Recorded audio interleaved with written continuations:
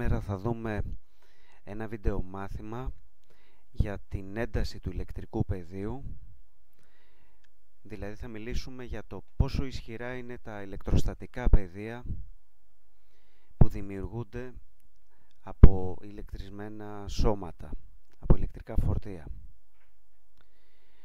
Όπως η Γη δημιουργεί τριγύρω της βαρυτικό πεδίο, μέσα στο οποίο οποιαδήποτε μάζα και να βρεθεί θα δεχτεί δύναμη προς το κέντρο της Γης. Αν αφήσουμε οποιαδήποτε μάζα θα κινηθεί προς το κέντρο της Γης επιταχυνόμενα. Έτσι και ένα οποιοδήποτε ηλεκτρικό φορτίο δημιουργεί τριγύρω του ηλεκτρικό πεδίο. Είτε είναι θετικό είτε είναι αρνητικό ένα ηλεκτρικό φορτίο, δημιουργεί τριγύρω του ηλεκτρικό πεδίο. Όπως το βαρυτικό πεδίο της Γης εξασθενεί καθώς απομακρυνόμαστε από τη Γη, έτσι και το ηλεκτρικό πεδίο οποιοδήποτε φορτίου, θετικού ή αρνητικού, εξασθενεί καθώς απομακρυνόμαστε από αυτό.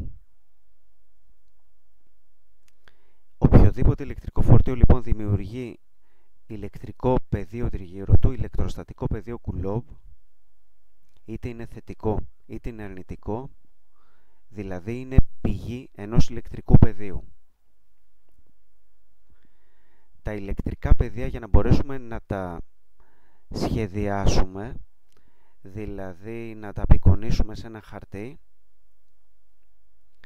τα σχεδιάζουμε με δυναμικές γραμμές. Εδώ βλέπουμε το ηλεκτρικό πεδίο που δημιουργεί ένα φορτίο θετικό ενός μικροκουλόπ τριγύρω του. Οι δυναμικές γραμμές έχουν το χαρακτηριστικό ότι όσο πιο πυκνές είναι, τόσο πιο ισχυρό είναι ένα πεδίο. Άρα οι δυναμικές γραμμές πρέπει πάντοτε να είναι πιο πυκνές κοντά στα φορτία, γιατί κοντά στα φορτία είναι πιο ισχυρό το πεδίο και μακριά από τα φορτία είναι ασθενές το πεδίο. Εδώ βλέπουμε λοιπόν ένα ακτινικό πεδίο που δημιουργεί ένα θετικό φορτίο τριγύρω του. Αυτό το φορτίο είναι η πηγή του πεδίου. Όσο πιο ισχυρό είναι το φορτίο, τόσο πιο ισχυρό είναι και το πεδίο που δημιουργεί τριγύρω του. Αν αυξήσουμε την τιμή αυτού του φορτίου, θα δούμε πιο ισχυρό πεδίο, δηλαδή πιο πυκνές δυναμικές γραμμές. Το ίδιο ισχύει και αν έχουμε ένα αρνητικό φορτίο και αυτό δημιουργεί ένα πεδίο, που όμως οι δυναμικές γραμμές δεν ξεκινάνε από αυτό και καταλήγουν στο άπειρο ακτινικά, αλλά ξεκινάνε από το άπειρο και καταλήγουν στο αρνητικό φορτίο. Αν είναι πιο έντονο αρνητικό φορτίο, όχι -1 μικροκουλόπ, αλλά -2 ή -3 μικροκουλόπ, θα δούμε ένα πιο ισχυρό πεδίο τριγύρω του, που απεικονίζεται βέβαια με πιο πυκνές δυναμικές γραμμές. Πάντοτε οι δυναμικές γραμμές ξεκινάνε από τα θετικά φορτία και καταλήγουν στο άπειρο, εκτός και αν υπάρχει ένα άλλο αρνητικό φορτίο κοντά, οπότε οι δυναμικές γραμμές αντί να καταλήγουν στο άπειρο καμπυλώνουν και καταλήγουν στο αρνητικό φορτίο. Οι δυναμικές γραμμές καμπυλώνουν και καταλήγουν στο αρνητικό φορτίο.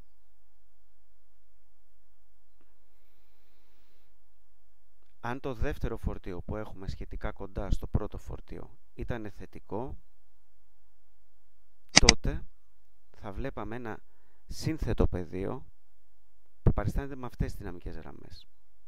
Οι δυναμικές γραμμές που ξεκινάνε από το καθένα καταλήγουν στο άπειρο καμπυλώνοντας, σαν να αποθούνται από το απέναντι θετικό φορτίο. Κάθε φορτίο δημιουργεί το δικό του ηλεκτρικό πεδίο.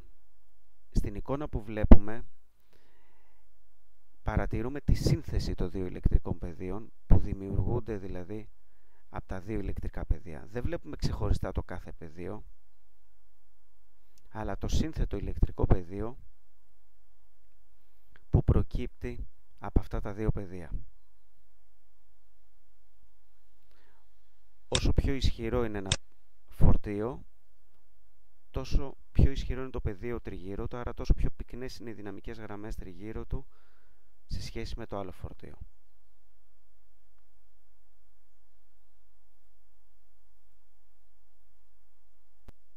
Ας δούμε ξανά λοιπόν ένα θετικό φορτίο πηγή, ένα φορτίο από το οποίο πηγάζει λοιπόν ένα ηλεκτρικό πεδίο,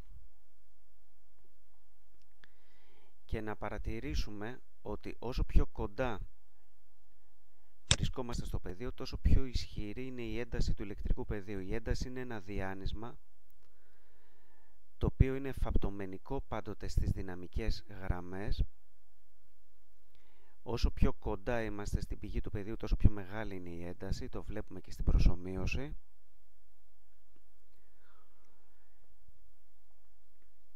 Και να προσπαθήσουμε να υπολογίσουμε την ένταση που έχει το πεδίο που δημιουργεί αυτή η πηγή σε αυτό εδώ πέρα το σημείο. Πόση ένταση έχει. Ένας τρόπος να διαπιστώσουμε πόση ένταση έχει το πεδίο σε αυτό το σημείο, δηλαδή πόσο ισχυρό είναι το πεδίο σε αυτό το σημείο, είναι να βάλουμε ένα φορτίο σε αυτό το σημείο. Ένα δοκιμαστικό φορτίο ή υπόθεμα, ας πούμε θετικό. Με το που βάλουμε ένα φορτίο δέχεται κάποια δύναμη. Αν βάλουμε πιο ισχυρό φορτίο στο ίδιο σημείο, τότε θα δέχεται μεγαλύτερη δύναμη. Η ένταση όμως δεν αλλάζει σε αυτό το σημείο, διότι η ένταση που έχει το πεδίο εξαρτάται μόνο από το πόσο ισχυρό είναι το φορτίο παύλα πηγή του πεδίου και από την απόσταση που έχει το σημείο από αυτή την πηγή. Βλέπετε λοιπόν ότι ό,τι δοκιμαστικό φορτίο και να βάλουμε σε αυτό το σημείο, η ένταση δεν αλλάζει. Το μόνο που αλλάζει είναι η δύναμη που δέχεται το δοκιμαστικό φορτίο από την πηγή. Αν βάλω μικρότερο φορτίο, μικραίνει η δύναμη, ή αν βάλω αρνητικό φορτίο, η δύναμη πλέον είναι ελκτική και όχι αποστική όπως ήταν πριν. Αλλά η ένταση σε όλες τις περιπτώσεις μένει ίδια. Η ένταση λοιπόν σε οποιοδήποτε σημείο του πεδίου που δημιουργεί αυτή η πηγή είναι σταθερή και ανεξάρτητα από το δοκιμαστικό φορτίο που τυχόν θελήσουμε να βάλουμε σε αυτό το σημείο. Το δοκιμαστικό φορτίο που αν θελήσουμε να βάλουμε σε αυτό το σημείο μας βοηθάει απλά για να υπολογίσουμε πόση ένταση έχουμε σε αυτό το σημείο, διότι ο ορισμός της έντασης σε κάποιο σημείο ενός ηλεκτρικού πεδίου είναι η δύναμη που θα δεχτεί το δοκιμαστικό φορτίο προς το δοκιμαστικό αυτό φορτίο. Ο λόγος τους ισούται με την ένταση σε αυτό το σημείο. Γι' αυτό και η ένταση μετριέται σε νιούτον ανά κουλόμπ, αφού μονάδα μέτρησης της δύναμης στο διεθνές σύστημα είναι το νιούτον και του φορτίου στο διεθνές σύστημα είναι το κουλόμπ. Με άλλα λόγια, το μέτρο της έντασης ισούται με το μέτρο της ηλεκτρικής δύναμης που δέχεται το δοκιμαστικό φορτίο προς την απόλυτη τιμή αυτού του φορτίου. Σε αυτό το τύπο λοιπόν παρατηρούμε ότι η ένταση του ηλεκτρικού πεδίου σε οποιοδήποτε σημείο γύρω από την πηγή δεν είναι αντιστρόφως ανάλογη όπως φαίνεται ίσως από αυτό το τύπο. Δεν είναι αντιστρόφως ανάλογη με το δοκιμαστικό φορτίο. Όσο μεγαλώνει το δοκιμαστικό φορτίο δεν μικραίνει η ένταση, διότι γνωρίζουμε ότι η δύναμη ηλεκτρική που δέχεται το δοκιμαστικό φορτίο ή αλλιώς η δύναμη κουλόπ είναι ανάλογη με το φορτίο. Με συνέπεια, αν βάλουμε διπλάσιο φορτίο, να είναι και διπλάσια η δύναμη, ώστε η ένταση στο συγκεκριμένο σημείο να μένει σταθερή και να έχει την τιμή που πρέπει να έχει. Ας ξαναδούμε λοιπόν την ένταση σε κάποιο σημείο, που όπως είπαμε, όσο και να είναι το δοκιμαστικό φορτίο, δεν αλλάζει η ένταση όπως βλέπετε, αλλάζει μόνο η δύναμη. Η ένταση εξαρτάται μόνο από το φορτίο πηγή του πεδίου. Μόνο αν έχω μεγαλύτερο φορτίο σε ένα φορτίο πηγή, στο σημείο αυτό θα έχω μεγαλύτερη ένταση. Όσο πιο ισχυρό είναι το φορτίο πηγή, τόσο μεγαλύτερη είναι η ένταση σε οποιοδήποτε σημείο. Και αρνητική πηγή να έχω, όσο πιο αρνητική είναι, τόσο μεγαλύτερη είναι η ένταση σε αυτό το σημείο. Η ένταση εξαρτάται μόνο από το πόσο ισχυρή είναι η πηγή και από το πόσο μακριά ή κοντά είμαστε στην πηγή. Η ένταση είναι ένα διάνυσμα που μας επιτρέπει λοιπόν να υπολογίσουμε πόσο ισχυρό είναι το πεδίο,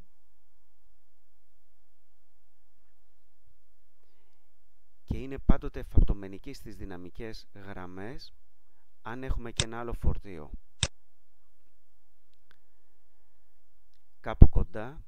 Τότε θα έχουμε δύο πεδία ταυτόχρονα σε όλο το χώρο, άρα ταυτόχρονα έχουμε ένταση σε οποιοδήποτε σημείο, θα έχουμε ένταση από το ένα πεδίο και ένταση από το άλλο, που αν τη συνθέσουμε θα έχουμε τη συνολική ένταση σε οποιοδήποτε σημείο του χώρου, η οποία, αν παρατηρήσετε, είναι εφαπτωμενική στην αντίστοιχη δυναμική γραμμή.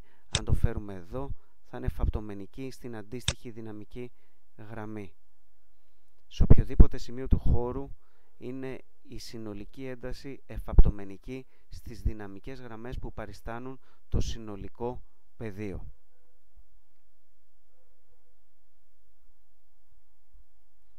Ας δούμε κάτι άλλο. Ας έχουμε μόνο ένα φορτίο στο χώρο και να βάλουμε και ένα δοκιμαστικό φορτίο σε αυτό εδώ πέρα το σημείο. Όταν η πηγή είναι αρνητικά φορτισμένη και το δοκιμαστικό φορτίο είναι 1 μικροκουλόμπ θετικά φορτισμένο, η δύναμη κουλόμπ, η ηλεκτρική δύναμη που δέχεται το δοκιμαστικό φορτίο, είναι ελεκτική.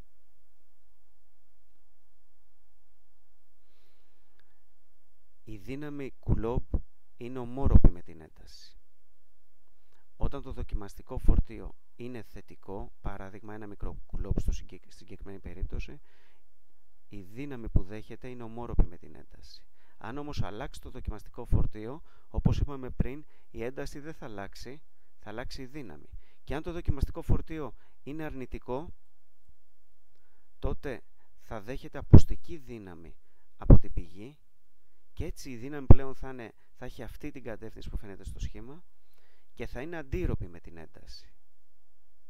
Το συμπέρασμα είναι ότι σε οποιαδήποτε περίπτωση, αν το δοκιμαστικό φορτίο είναι θετικό, τότε η δύναμη είναι ομόρροπη της έντασης, αλλά αν το δοκιμαστικό φορτίο είναι αρνητικό, η δύναμη που δέχεται είναι αντίρροπη της έντασης. Η ένταση θα παραμένει σταθερή, αλλά η δύναμη θα αλλάξει κατεύθυνση αν έχουμε δοκιμαστικό φορτίο με αντίθετο φορτίο από ό,τι πριν.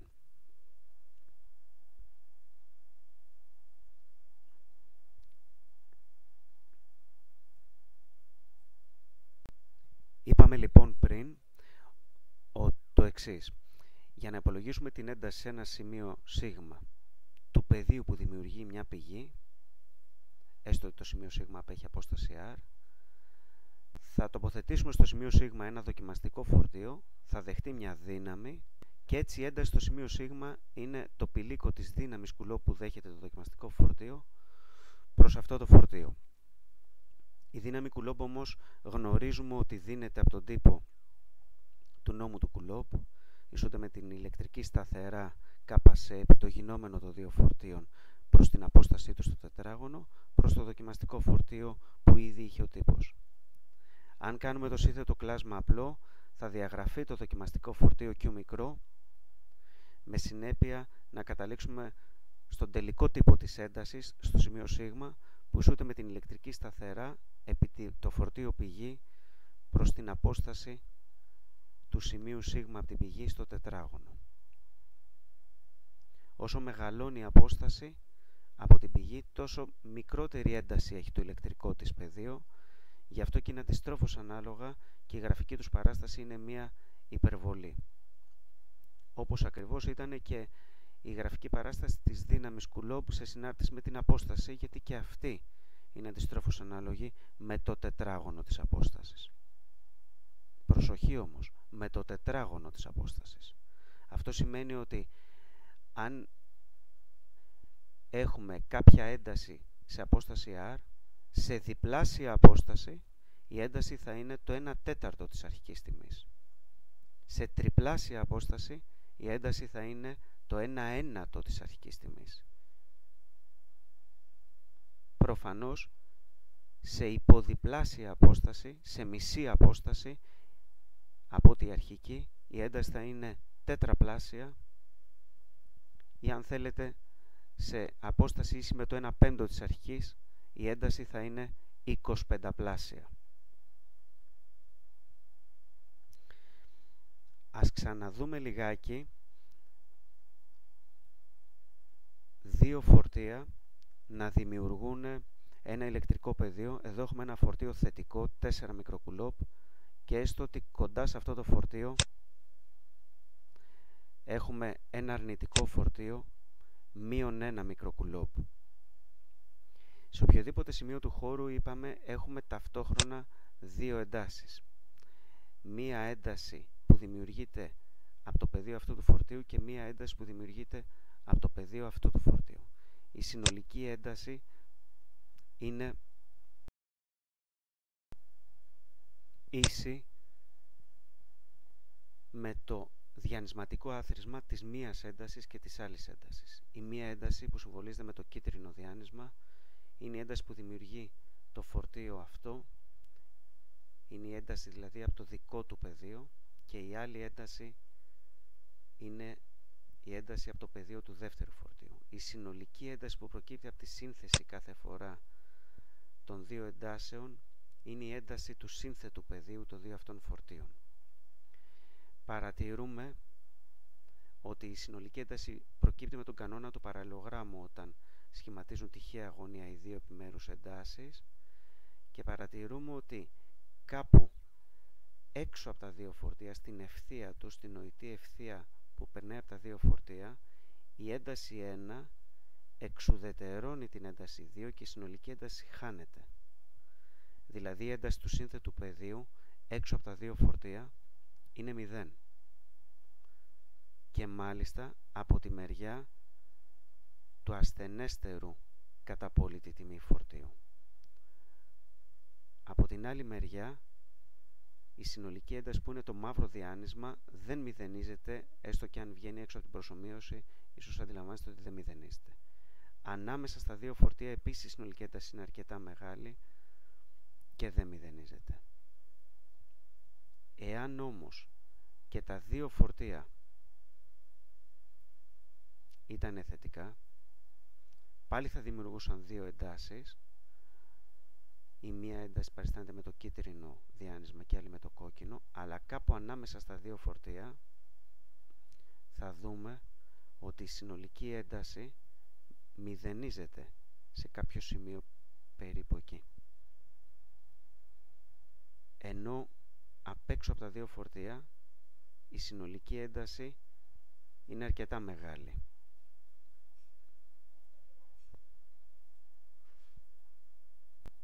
Ας βγάλουμε ένα συμπέρασμα λοιπόν από αυτά που είπαμε τώρα στο τέλος. Εάν έχουμε δύο φορτία ομόσημα, είτε και τα δύο αρνητικά, είτε και τα δύο θετικά, τότε η συνολική ένταση του σύνθετου πεδίου που δημιουργείται από αυτά τα δύο φορτία μηδενίζεται κάπου ανάμεσά τους και μάλιστα πιο κοντά στο φορτίο που κατά απόλυτη τιμή είναι μικρότερο. Η ολική ένταση μηδενίζεται κάπου ανάμεσά τους και όχι στην ευθεία απ' έξω από τα φορτία, δηλαδή είτε δεξιά από το Q2 είτε αριστερά από το Q1. Προφανώς, για να είναι η συνολική ένταση των δύο πεδίων 0 κάπου ανάμεσά τους, τότε στο σημείο που ακριβώς η ολική ένταση είναι 0, αν τοποθετήσουμε ένα τρίτο φορτίο, δεν θα δεχτεί καμία δύναμη από το σύνθετο πεδίο των δύο φορτίων Q1 και Q2 και θα ισορροπήσει, θα μείνει ακίνητο.